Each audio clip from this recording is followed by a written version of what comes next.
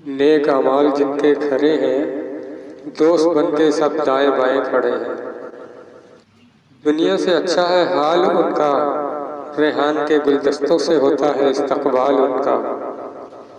जन्नत का मिलता है इनाम उनको, अल्लाह भी करते हैं सलाम उनको।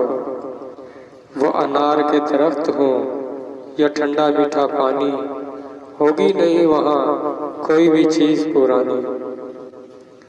वो जन्नत बाग हो यहाँ हूरे मस्तानी, हमेशा ही रहेगी उन पर जवानी। फलों से लदी हुई बागों की डालियाँ, पूरे भी हैं वहाँ शर्मो हया वालियाँ। गुलाम ऐसे जैसे मोती पड़े हैं, अदब में यूं इनके फरिश्ते खड़े हैं। बाहर से आता है नजर, अंदर जो मंजर लगे है।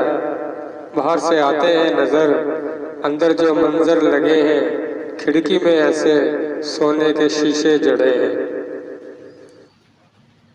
दूध और शहद का संगम है वहाँ, नहर तस्नीम भी वहाँ है रवां।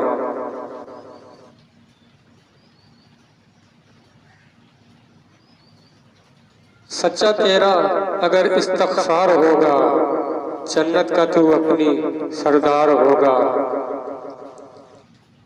अपनी हाथ जन्नत का तू सरदार होगा, अल्लाह के इनाम का हकदार होगा। सच्चा तेरा अगर इस्तग़फ़ार होगा, अल्लाह के दीदार का तू हकदार